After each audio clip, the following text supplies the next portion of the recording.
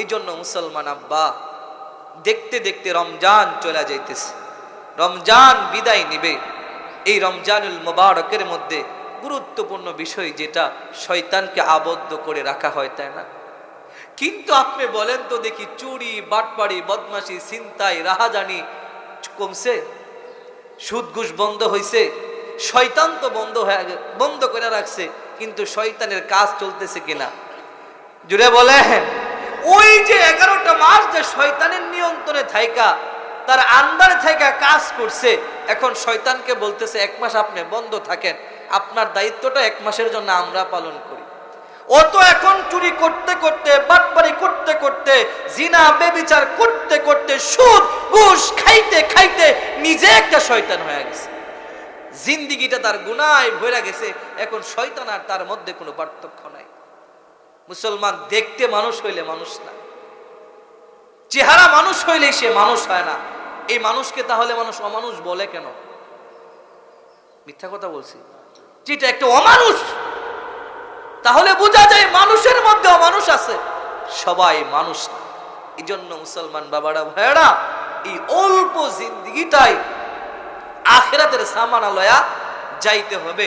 আমি কোরআন থেকে যে আয়াত তেলাওয়াত করছি, আল্লাহ বলে, ইন্নাল আবরারা লাফি নাঈম, বান্দা জান্নাতে যাইবা, জান্নাতে ঢুকবা, জান্নাতের নাজ আর নিয়ামত তুমি ভোগ করবা, একটা কাজ কইরো, কি বান্দা? নেক আমল নিয়ে আইসো। কি নিয়ে আইসো? আরেকবার, আরো জোরে। তাহলে বোঝা যায় আল্লাহর জান্নাতে ঢুকতে গেলে নেক আমল ছাড়া, নেক আমল ছাড়া। আপনি মির্জাপুর শহরে ব্যাগ নিয়ে গেছেন, পকেটে টাকা ছাড়া ব্যাগ ভরবে? কেউ ভরবে? যদি কেউ মনে করে টাকা ছাড়া ব্যাগ নিয়ে ভর্তি নিয়ে আসবো, তাহলে তার মতো বুকা আর এই এলাকাতে নাই। নির্ভুল টাকা ছাড়া বাজার পকে এই যে ব্যাগে ঢুকবে না। মাছওয়ালা মাছ দেবে না, ডালওয়ালা ডাল দেবে না, গুস্তওয়ালা গুস্ত দেবে না, সবজিওয়ালা সবজি দেবে না। কেন? তুমি তার মানি দাও না। আল্লাহ বলে, বান্দা আসবা, জান্নাতের নাজ নিয়ামত ভোগ করবা, এমনে না। একটা কাজ কইরো, নেক আমল নিয়ে আইসো। এই জন্য আমার আপনার কাজ হইল খুঁজে খুঁজে নেক আমল করা, খুঁজে খুঁজে নেক আমল করা।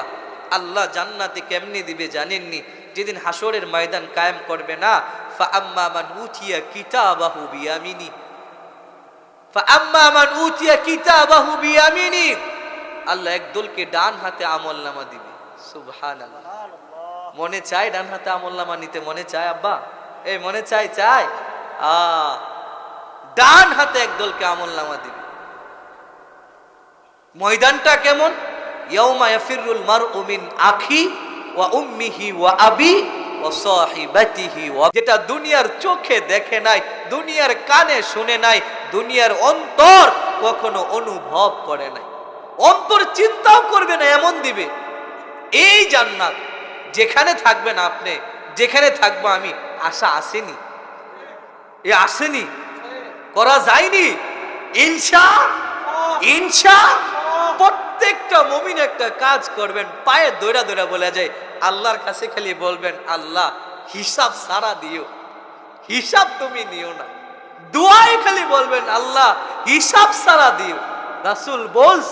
রাসূল বলছে যদি কারো হিসাব নেওয়া হয়,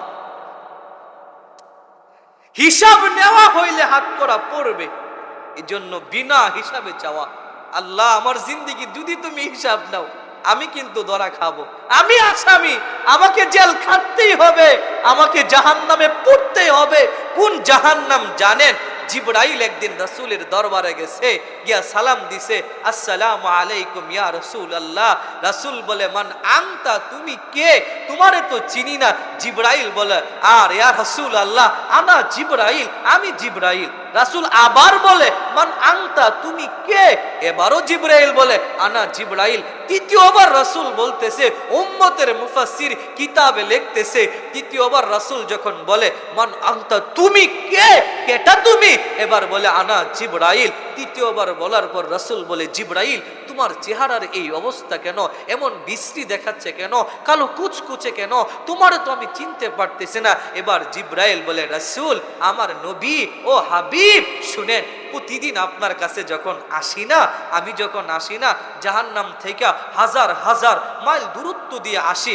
আজকে রাসূল গো, আসার সময় 500 বছরের রাস্তার দূর দিয়া যখন আসতেছিলাম, তখন জাহান্নামের একটা কালো ধোঁয়া আইসা আমার মুখে লাগা যায়, আমার চেহারায় লাগা যায়। লাগা যাওয়ার সাথে সাথে আমার চেহারাটা এমন কালো কুচকুচে হয়ে যায়।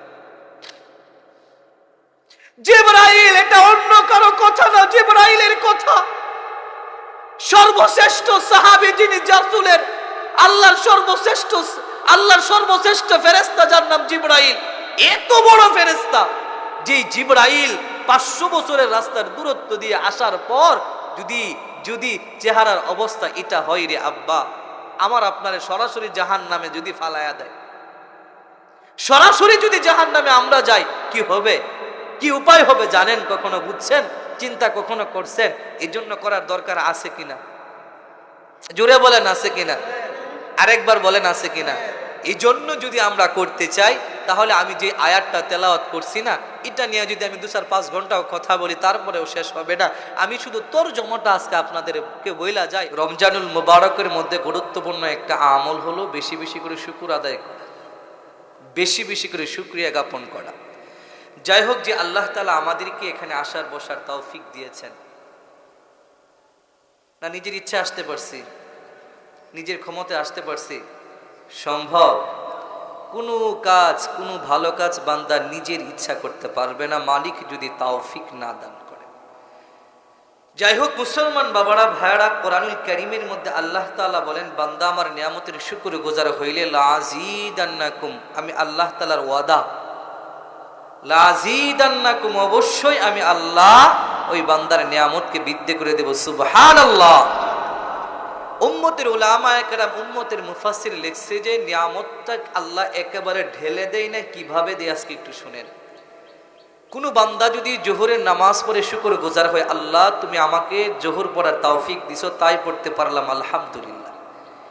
তো আল্লাহ তাআলার এই শুকরগুজার হওয়ার কারণে, শুকরিয়া আদায় করার কারণে আল্লাহ তাআলা ওই গোলামকে আসরের নামাজ পড়ার তৌফিক দেয়। উম্মতের উলামায়ে কেরাম লেখছে, আসর পড়ে শুকরগুজার হবে, আল্লাহ মাগরিব পড়ার তৌফিক দিবে। মাগরিব পড়ে শুকরগুজার হবে, আল্লাহ এশা পড়ার তৌফিক দিবে। এশারের নামাজটা পড়ে বান্দা আবার মালিকের শুকরগুজার হবে, আল্লাহ তাকে ফজর পড়ার তৌফিক দিবে। উম্মতের উলামায়ে কেরাম বলে কি জানেন, যে এই যে বান্দা শুকরিয়া আদায় করতেছে আর আল্লাহ তাকে নিয়ামত দিতেছে, নিয়ামত দিতে দিতে দিতে বান্দাকে মওত পর্যন্ত আল্লাহ পাকের নিয়ামতের মধ্যে ওই বান্দাকে ডুবায়া রাখে। মওত পর্যন্ত আল্লাহর গোলামের মধ্যে ডুবায়া রাখে। এ মুসলমান বাবা, আমার ভাই, আমার বন্ধু, আল্লাহর নিয়ামতের মধ্যে ডুবে থাকা, গোলামি করা, এর থেকে বড় আর কিছু হতে পারে না।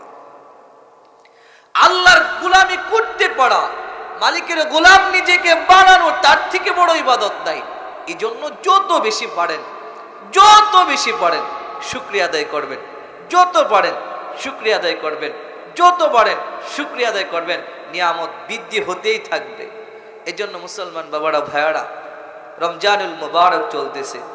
দীর্ঘ সময় না, অল্প সময় শুধু আসছি মুসাফির হিসাবে আপনাদের এই নুরানি, এই জান্নাতি চেহারাগুলো দেখার জন্য, আপনাদের এই নুরানি জান্নাতি চেহারা দেখার জন্য যে ব্যবস্থা যিনি করেছেন, আমার অত্যন্ত মহাব্বতের, অত্যন্ত কাছের মানুষ। যদিও দূরত্ব অনেক দূর, কিন্তু আমাকে অনেক ভালোবাসে, প্রায় 7 বছর যাবত। এই যে আমার পাশে বসা দিল খোলাসা জাহিদ ভাই, উনি আমার মসজিদে গিয়েছে, আমার এলাকায় গিয়েছে, বিভিন্ন প্রোগ্রামে আমার সাথে দেখাও করেছে। অত্যন্ত ভালো মানুষ, আপনাদের এলাকার সন্তান।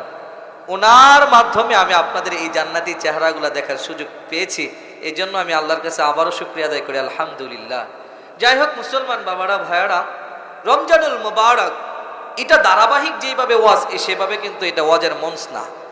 আজকে একটু মুজাকারা, এই যে আমার সামনে দাড়ি পাকা মুরব্বী আব্বারা বসা, এই যে জান্নাতি চেহারাগুলা বসা, আপনাদের সাথে একটু খালি মুজাকারা করব, কিছু পরামর্শ দিন সম্পর্কে। যাই হোক, রমজানুল মুবারক, তাই না? মাহে রমজান, কোন মাস এটা? রমজান মাস। একটু খেয়াল করেন এই রমজানের দাম কত, মর্যাদা কত, এই রমজান এত দামি কেন? কারণ একটাই, আল্লাহ তাআলা কোরআনুল কারীমে বলে শাহরু রমাদানাল্লাযী উনজিলা ফীহিল কুরআন। এই রমজান মাসে কোরআনুল কারীম নাজিল হয়েছে, এই রমজান মাসে কোরআন অবতীর্ণ হয়েছে।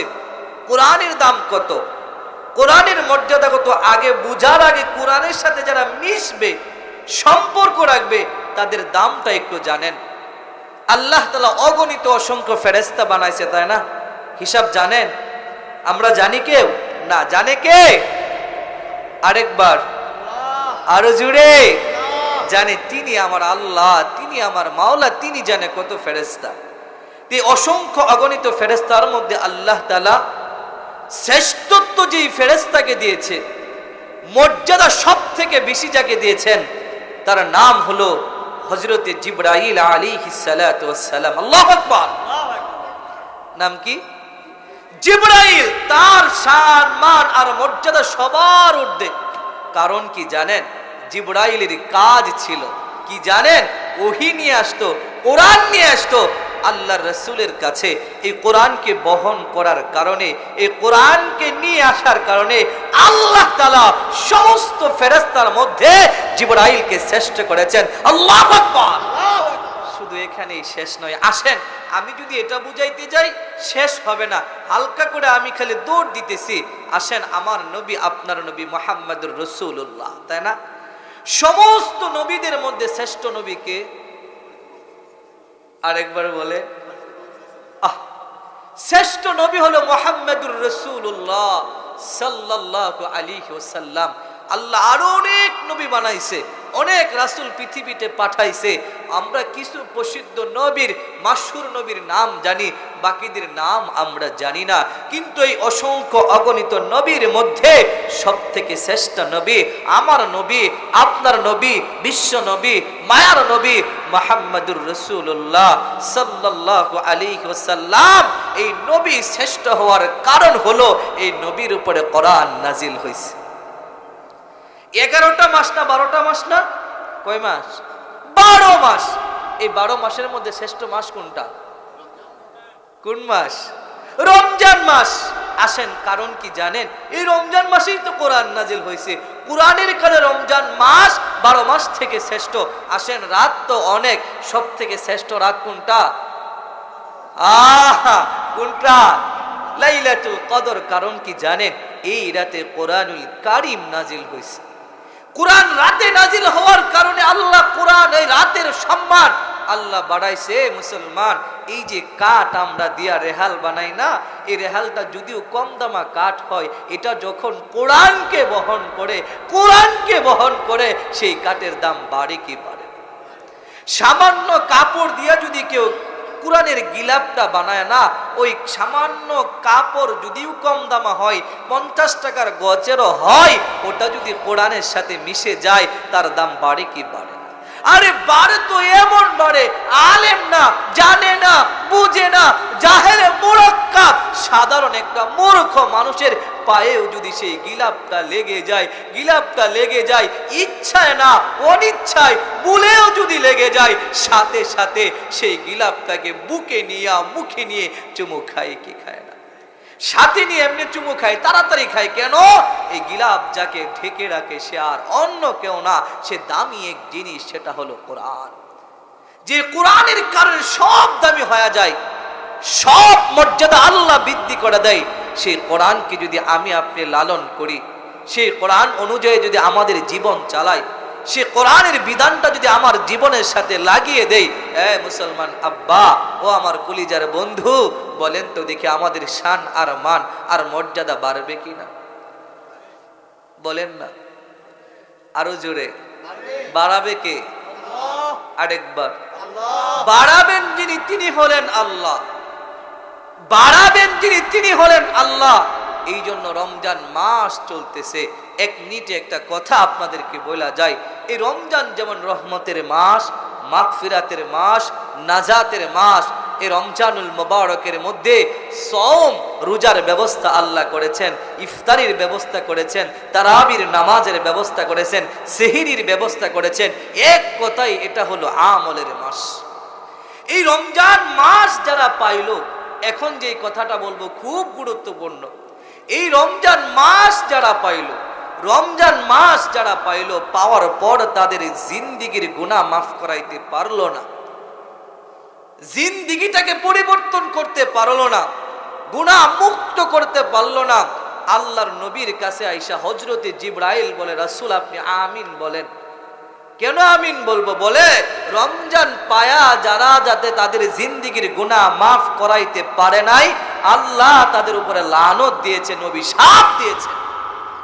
রাসূল আমিন বলে আপনি রাসূল জিবরাইল তুমি আল্লাহকে জানায়া দিও যে উম্মত রমজান পায়া নিজের জিন্দিগির গুনাহ মাফ করতে পারলো না, সেই উম্মতের প্রতি আমি রাসূলের লানত।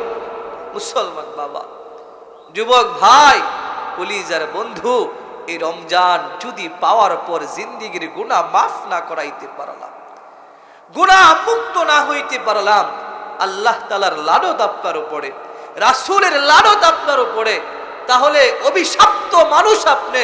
যে রমজান পায়া রোজা রাখে না সে নাফরমান, রমজান পায়া ইফতারি খায় না নাফরমান, রমজান পায়া তারাবির সালাত আদায় করে না সে আল্লাহর দুশমন। রমজান পাওয়ার পর যে সুযোগ কাজে লাগায় না, আল্লাহ সুযোগ সন্ধানী করছে। আল্লাহ বলে বান্দা তোরে রমজান দিলাম, ইফতারি দিলাম, সিহরি দিলাম, তারাবি দিলাম, এই যে এত ইবাদত দিলাম, রহমত দিলাম, মাগফিরাত দিলাম, নাজাত দিলাম, এত দিলাম, তারপরেও বান্দা তুই নিলি না, তারপরেও তুই ফিরে আসলি না। এই জন্যই তো আল্লাহ বলে কুল ইয়া ইবাদিয়াল্লাযীনা আসরাফু আলা আনফুসিহিম লা তাকনাতু মির রাহমাতিল্লাহ। আমার মির্জাপুরের আব্বা, আমার কলিজার ভাই, শুনেন, কত গুনাহ করছেন, কত নাফরমানি করছেন, কত আল্লাহর সাথে দুশমনি করছেন, সীমা কত। ও যতই করেন না কেন, আল্লাহ বলে বান্দা তুমি তোমার উপরে জুলুম করছো। এই যে আমরা গুনাহ করতেছি, আল্লাহর ক্ষতি হয় না, আমার ক্ষতি হইতেছে, আপনার ক্ষতি হইতেছে, আপনি আপনার উপরে জুলুম করতেছেন। আল্লাহ বলে হে জুলুম করনে ওয়ালা বান্দা বান্দিরা, তোমরা যত অপরাধ করছো, যত নাফরমানি করছো, যত পাপ করছো, তোমাদের পাপ আসমান থেকেও বেশি, তোমাদের গুনাহ জমিন থেকেও বেশি, তোমাদের গুনাহ সাগরের ফেনা থেকেও বেশি। ও বান্দা এটা তোমরা জেনে নাও, এটা তোমরা জেনে নাও, লা তাকনাতু মির রাহমাতিল্লাহ, আমি আল্লাহর রহমতের চাইতে বেশি গুনাহ করো না। আল্লাহর রহমতের চাইতে বেশি গুনাহ আপনার নাই, আপনি করতে পারবেন না, আপনার দ্বারা হবে না। এটা যেহেতু আল্লাহ বলছে আমার রহমতের চাইতে বেশি না রে বান্দা, তুই যোগ্য করছস, জিন্দেগি গুনাহ বইরা গেছে, তারপরেও তুই ফিরে আ, তারপরেও তুই আমার কাছে ক্ষমা চা, তারপরেও তুই আমার কাছে মাপ চা। গুনার পাহাড় আমি, গুনার সাগর আমি তুলে নিঃশ্বাস করে দিব, গুনাহ মুক্ত করে নিষ্পাপ একটা জিন্দেগি আমি আল্লাহ তোরে দিব। এই জন্য মুসলমান আব্বা, দেখতে দেখতে রমজান চলে যাইতেছে, রমজান বিদায় নিবে। এই রমজানুল মুবারকের মধ্যে গুরুত্বপূর্ণ বিষয় যেটা শয়তানকে আবদ্ধ করে রাখা হয়, তাই না? কিন্তু আপনি বলেন তো দেখি, চুরি, বাটপাড়ি, বদমাশি, ছিনতাই, রাহাজানি কমছে? সুদ ঘুষ বন্ধ হয়েছে? শয়তান তো বন্ধ করে রাখছে, কিন্তু শয়তানের কাজ চলতেছে কিনা জুড়ে বলেন? ওই যে 11টা মাস যে শয়তানের নিয়ন্ত্রণে থাইকা, তার আন্ডারে থাইকা কাজ করছে, এখন শয়তানকে বলতেছে 1 মাস আপনি বন্ধ থাকেন, আপনার দায়িত্বটা 1 মাসের জন্য আমরা পালন করি। ও তো এখন চুরি করতে করতে, বাটপারি করতে করতে, জিনা বেবিচার করতে করতে, সুদ ঘুষ খাইতে খাইতে নিজে একটা শয়তান হয়ে গেছে, জিন্দিগিটা তার গুনায় ভরে গেছে। এখন শয়তান আর তার মধ্যে কোনো পার্থক্য নাই। মুসলমান দেখতে মানুষ হইলে মানুষ না, চেহারা মানুষ হইলে সে মানুষ হয় না। এই মানুষকে তাহলে মানুষ অমানুষ বলে কেন? মিথ্যা কথা বলছি, যেটা একটা অমানুষ, তাহলে বোঝা যায় মানুষের মধ্যে অমানুষ আছে, সবাই মানুষ না। এই জন্য মুসলমান বাবারা ভাইয়েরা, এই অল্প জিন্দিগিটাই আখিরাতের সামানা লয়া যাইতে হবে। আমি কোরআন থেকে যে আয়াত তেলাওয়াত করছি, আল্লাহ বলে ইন্নাল আবরারা লাফি নাঈম, বান্দা জান্নাতে যাইবা, জান্নাতে ঢুকবা, জান্নাতের নাজ আর নিয়ামত তুমি ভোগ করবা, একটা কাজ কইরো। কি বান্দা? নেক আমল নিয়ে আইসো। কি নিয়ে আইসো? আরেকবার, আরো জোরে। তাহলে বোঝা যায় আল্লাহর জান্নাতে ঢুকতে গেলে নেক আমল ছাড়া, নেক আমল ছাড়া। আপনি মির্জাপুর শহরে ব্যাগ নিয়ে গেছেন, পকেটে টাকা ছাড়া ব্যাগ ভরবে? কেউ ভরবে? ভরবে? যদি কেউ মনে করে টাকা ছাড়া ব্যাগ নিয়ে ভর্তি নিয়ে আসবো, তাহলে তার মতো বুকা আর এই এলাকাতে নাই। নির্ভুল টাকা ছাড়া বাজার পকে এই যে ব্যাগে ঢুকবে না। মাছওয়ালা মাছ দেবে না, ডালওয়ালা ডাল দেবে না, গুস্তওয়ালা গুস্ত দেবে না, সবজিওয়ালা সবজি দেবে না। কেন? তুমি তার মানি দাও না। আল্লাহ বলে বান্দা আসবা, জান্নাতের নাজ নিয়ামত ভোগ করবা, এমনে না। একটা কাজ কইরো, নেক আমল নিয়ে আইসো। এই জন্য আমার আপনার কাজ হইল খুঁজে খুঁজে নেক আমল করা, খুঁজে খুঁজে নেক আমল করা। আল্লাহ জান্নাতে কেমনি দিবে জানেননি? যেদিন হাসরের ময়দান কায়েম করবে না, ফাআম্মা মান উতিয়া কিতাবাহু বিয়ামিনি, ফাআম্মা মান উতিয়া কিতাবাহু বিয়ামিনি, আল্লাহ একদলকে ডান হাতে আমলনামা দিবে। সুবহানাল্লাহ। মনে চায় ডান হাতে আমলনামা নিতে? মনে চায় আব্বা? এই মনে চায়? চায়? ডান হাতে একদলকে আমলনামা দিবে। ময়দানটা কেমন? ইয়াউমা ইয়াফিরুল মারউ মিন আখি ওয়া উম্মিহি ওয়া আবি ওয়া সাহিবাতিহি, যেটা দুনিয়ার চোখে দেখে নাই, দুনিয়ার কানে শুনে নাই, দুনিয়ার অন্তর কখনো অনুভব করে নাই, অন্তর চিন্তাও করবে না, এমন দিবে। এই জান্নাত যেখানে থাকবেন আপনি, যেখানে থাকবো আমি, আশা আসেনি? এ আসেনি? করা যায়নি? ইনশা প্রত্যেকটা মুমিন একটা কাজ করবেন, পায়ে দৌড়া দৌড়া বলে যায়, আল্লাহর কাছে খালি বলবেন, আল্লাহ হিসাব সারা দিও, হিসাব তুমি নিও না। দুয়ায় খালি বলবেন, আল্লাহ হিসাব সারা দিও। রাসূল বলছে যদি কারো হিসাব নেওয়া হয়, হিসাব নেওয়া হইলে হাত করা পড়বে। এই জন্য বিনা হিসাবে চাওয়া, আল্লাহ আমার জিন্দেগি যদি তুমি হিসাব নাও, আমি কিন্তু ধরা খাবো, আমি আসামি, আমাকে জেল খাটতেই হবে, আমাকে জাহান্নামে পড়তেই হবে। কোন জাহান্নাম জানেন? জিবরাইল একদিন রাসূলের দরবারে গেছে, গিয়া সালাম দিছে, আসসালামু আলাইকুম ইয়া রাসূলুল্লাহ। রাসূল বলে, মান আনতা, তুমি কে? তোমারে তো চিনি না। জিবরাইল বলে, আর ইয়া রাসূলুল্লাহ আনা জিবরাইল, আমি জিবরাইল। রাসূল আবার বলে, মান আনতা, তুমি কে? এবারও জিবরাইল বলে, আনা জিবরাইল। তৃতীয়বার রাসূল বলতেছে, উম্মতের মুফাসসির কিতাবে লিখতেছে, তৃতীয়বার রাসূল যখন বলে, মান আনতা, তুমি কে? কেটা তুমি? এবার বলে, আনা জিবরাইল। তৃতীয়বার বলার পর রাসূল বলে, জিবরাইল তোমার চেহারার এই অবস্থা কেন? এমন বিশ্রী দেখাচ্ছে কেন? কালো কুচকুচে কেন? তোমারে তো আমি চিনতে পারতেছি না। এবার জিবরাইল বলে, রাসূল আমার নবী ও হাবিব শুনেন, প্রতিদিন আপনার কাছে যখন আসি না, আমি যখন আসি না, জাহান্নাম থেকে হাজার হাজার মাইল দূরত্ব দিয়ে আসি। আজকে রাসূল গো, আসার সময় 500 বছরের রাস্তার দূর দিয়া যখন আসতেছিলাম, তখন জাহান্নামের একটা কালো ধোঁয়া আইসা আমার মুখে লাগা যায়, আমার চেহারায় লাগা যায়, লাগা যাওয়ার সাথে সাথে আমার চেহারাটা এমন কালো কুচকুচে হয়ে যায়। জিবরাইল, এটা অন্য কারো কথা না, জিবরাইলের কথা। সর্বশ্রেষ্ঠ সাহাবী যিনি, রাসূলের আল্লাহর সর্বশ্রেষ্ঠ ফেরেশতা, যার নাম জিবরাইল। এত বড় ফেরেশতা, যে জিবরাইল 500 বছরের রাস্তার দূরত্ব দিয়ে আসার পর যদি চেহারার অবস্থা এটা হয় রে আব্বা, আমার আপনারে সরাসরি জাহান্নামে যদি ফালায়া দেয়, সরাসরি যদি জাহান্নামে আমরা যাই, কি হবে? কি উপায় হবে জানেন? কখনো বুঝছেন? চিন্তা কখনো করছেন? এই জন্য করার দরকার আছে কিনা? জোরে বলেন আছে কিনা? আরেকবার বলেন আছে কিনা? এই জন্য যদি আমরা করতে চাই, তাহলে আমি যে আয়াতটা তেলাওয়াত করছি না, এটা নিয়ে যদি আমি 2-5 ঘন্টাও কথা বলি, তারপরেও শেষ হবে না। আমি শুধু তরজমাটা আজকে আপনাদেরকে বইলা যাই, আসেন আমরা নেক আমল করি। কি করি? আরেকবার বলে আব্বা, আরেকবার। দ্বিতীয় আয়াতের তর্জমা, তারপর আমি বয়ান শেষ করব। আমি কিন্তু আপনাদের সাথে একটু ভেঙে ভেঙে খোলাসা কথা বললাম, ভাল লাগছে বিদায়, না হলে আমার বয়ানের দাস কিন্তু এটা না। আমি কিন্তু সুর দিয়া বয়ান করি, আমি কিন্তু ওই লাইনের বক্তা, কিন্তু এখানে ভাল লাগলো বিদায়। এই চেহারাগুলো আমি হয়তো আর কোনোদিন, আল্লাহ আমার দেখায় কি না জানি না, হয়তো কোনোদিন সুযোগ হয় কি জানি না, কিন্তু হাসরের ময়দানে যেন আমি আপনাদেরকে পাই, উসিলা হিসাবে পাই, যে আমি দিনের কথা আপনাদেরকে বলছিলাম, রাসূলের হাদিস আপনাদেরকে শোনাইছিলাম, যদি আপনারা চলে যান জান্নাতের দিকে, আমারে লয়া যান, একটা উসিলা। এই যে এখানে আসছি, জাহিদ ভাইরে বলছি টাকা দেওয়ার দরকার, এই টাকা দিয়ে কি করবেন আপনি? এই টাকা দৌলত তো যাবে না, সাথে নিতে পারবেন না, তারপরেও দুনিয়া লয়ে আমরা পাগল হয়ে যাই।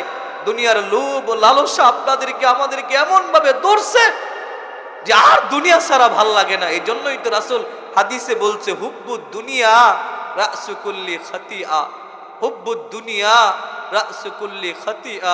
রাসূল যে হাদিসটা বলে গেছে যে দুনিয়ারে ভালোবাসলে, দুনিয়ারে মোহাব্বত করলে না রে উম্মত, তুই গুনারে ভালোবাসলি।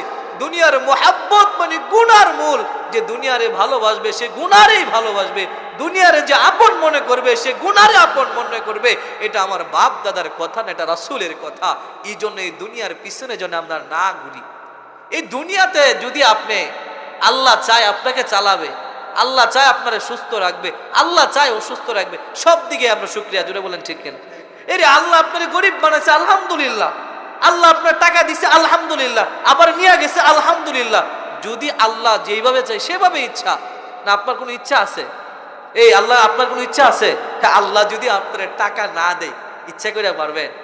হ্যাঁ, হে রাসূলের বিরুদ্ধে যখন চলে গেছে, সবাই রাসূলের বলে দুশ্মন হয়ে গেছে, রাসূলের মন বেজার হয়ে গেছে। আল্লাহ রাসূলকে জানায় দেই, ও তো আইজ্জু মান তাশা ও তো জিল্লু মান তাশা বিয়াদিকাল খাইর। ও আমার হাবিব, এই দুনিয়ার সব মানুষ, একজন না, 1000 না, 1 লক্ষ না, 1 কোটি না, 10 কোটি না, সকল মানুষ যদি আপনার ইজ্জত দেয়, সম্মান দেয়, মাথায় তুইলা রাখে, আমি আল্লাহ যদি না চাই, আমি আল্লাহ যদি আপনার ইজ্জত না চাই, পারবে না হাবিব। আর আমি যদি আপনারে বেইজ্জতি করতে চাই, তামাম দান মানুষ যদি সকলেই মিলে যদি ইজ্জতের মাকামে আপনারে বসাইতে চাই, বসতে পারবেন না। ইজ্জতের মালিক আল্লাহ, আমি বেইজ্জতের মালিক আমি আল্লাহ। এই জন্য আমাদের পেরেশানির কারণ নাই তো, চিন্তার কারণ নাই তো, আসি তো একজন, উনি দেখে তো।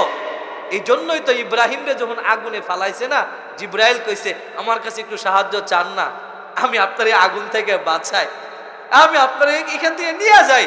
ইব্রাহিম বলছিল, জিব্রাইল আমি এমন মালিকের গোলাম না, আমি এমন মালিকের বান্দা না যে মালিক তার গোলামরে দেখে না। আমার মালিক যদি আগুনে পোড়াকে পছন্দ করে, ইব্রাহিম ধন্য। সুবহানাল্লাহ কইবেন না? আমার মালিক তো আমার দেখে। এই জন্য মুসলমান বাবারা, ভাইয়ারা, আমার কলিজার টুকরা বন্ধু, শুনো, চলে যেহেতু যাব, 1 নম্বর নেক আমল করব। দ্বিতীয় আয়াতের তর্জমা, ওয়া ইন্নাল ফুজ্জার লাফি জাহিম। যারা ফুজ্জার থাকবে, পাপিষ্ট থাকবে, গুনাহগার থাকবে, লাফি জাহিম, আল্লাহ তাদের জন্য জাহান্নাম রেখেছে, জাহান্নামের মধ্যে তাদেরকে ফালাবে। তাহলে বোঝা গেল নেক আমল যদি করি জান্নাতে যাব, গুনার কাজ যদি করি জাহান্নামে। আরো জোরে এই খুলাসা হয়েছে তো নাকি? ক্লিয়ার হয়েছে তো নাকি? স্পষ্ট বোঝা গেছে যে নেক কাজ যদি করি না তাহলে জান্নাতে যাব, আর যদি গুনার কাজে থাকি তাহলে জাহান্নামে যাব। এটা আমার বাপ দাদার কথা না, আপনাদের কোনো নেতা নেত্রীর কথা না, এটা আল্লাহর কথা। এখন আপনি চিন্তা করেন, ফারিকুম ফিল জান্নাহ ওয়া ফারিকুম ফিস সাইর, আপনি কোন পথের প্রতীক হবেন, জান্নাতের না জাহান্নামের? কোন পথের? ইনশাআল্লাহ, ইনশাআল্লাহ। এই দেখি কারা কারা কারা কারা কারা কারা হাত দুইটা একটু নাড়ান দেন তো, আমি হ্যাঁ তুলে রাখেন, আমি একটু আল্লাহর কাছে দোয়া করি। আল্লাহ মালিক, তুমি তাকায় দেখো, এই যে দেউলিপাড়া কবরস্থানের মধ্যে আল্লাহ আমি মুসাফির, রমজানুল মুবারকের মধ্যে আল্লাহ মুরব্বী, অধিকাংশই মুরব্বী, দাড়িগুলো পাইকা গেছে। আল্লাহ আপনার দরবারে আমি মুসাফির হয়, আপনি তো মুসাফিরের দোয়া বলে ফিরান না, আপনার দরবারেও তো অভাব নাই। আল্লাহ আমি আমার আব্বাগুলারে লয়া, যুবক ভাইদেরকে লয়া মুসাফির হয়ে আপনার দরবারে রহমতের শেষ সময়ের দিকে আইসা আপনার কাছে দোয়া করতেছি, আল্লাহ আমাদেরকে আপনি মাফ করে দেন, মাফ করে দেন। আল্লাহ আজকে থেকে মাসুম বানায় নেন, আপনার গোলাম হিসাবে কবুল করেন, আপনার নবীর উম্মত হিসাবে কবুল করেন। আল্লাহ আমাদেরকে জানি না কেমন রহমত পাইছি, জানি না আমাদের রোজা কবুল হয়েছে কিনা, ইফতারি কবুল হয়েছে কিনা, সেহরি কবুল হয়েছে কিনা। আল্লাহ আল্লাহ আজকের এই দোয়াখানা তোতা হাত কারা উসিলা বানায়া মালিক আপনার রহমতের সাগরে আমাদেরকে ডুবায়া নেন, আপনার রহমতের সাগরে আমাদেরকে ভাসায়া দেন। আল্লাহ আপনার রহমতের চাদর দিয়ে আমাদেরকে আবৃত করে নেন। আল্লাহ আজকে থেকে আমরা ওয়াদা করলাম, তাওবাতান নাসুহা করলাম, আর গুনাহ করব না, আর নাফরমানি করব না, নামাজ ছাড়বো না, রোজা ছাড়বো না, সুদ খাবো না, ঘুষ খাবো না, তাকাব্বুরি করব না, হিংসা করব না, গীবত করব না, মা বাবারে কষ্ট দিব না। আল্লাহ আমাদের তাওবা কবুল করেন। আল্লাহ আরেকটা আরজি, আল্লাহ যেখানে বসে আছে এটা কবরস্থান, আল্লাহ আল্লাহ রমজান উপলক্ষে আপনি তাদের কবরের আযাব মাফ করে দিছেন। আল্লাহ মাফ যেমন করে দিছেন কিয়ামত পর্যন্ত মাফ করে দেন। আল্লাহ এই কবরগুলো জান্নাতের বাগান বানায় নেন, আল্লাহ কবরগুলো জান্নাতের টুকরা বানায় নেন। এলাকায় যত কবর আছে প্রত্যেকটা কবরকে জান্নাতের বাগান বানান। আল্লাহ দিল খুলাসা জাহিদ ভাইরে কবুল করেন, ওনার বাবার কবরটা জান্নাতের বাগান বানান। আল্লাহ আমার মনে চাই সকল আব্বাদের নাম ধরে আপনার কাছে দোয়া করি, ওনাদের নাম তো আমি জানি না, আল্লাহ ওনাদের সকলের মনে নেক মাকাসাদ পুরা করেন। আল্লাহ কলিজার টুকরা যুবক ভাইদেরকে মাফ করেন। আল্লাহ আমার মা বোনদেরকে কবুল করে নিয়েন। আল্লাহ এই মাহফিলের যা কিছু প্রয়োজন গাইবি খাজানা থেকে দিয়া দিয়েন। আল্লাহ কিয়ামত পর্যন্ত এই মাহফিল আপনি জারি রাখেন। আল্লাহুম্মা আমিন।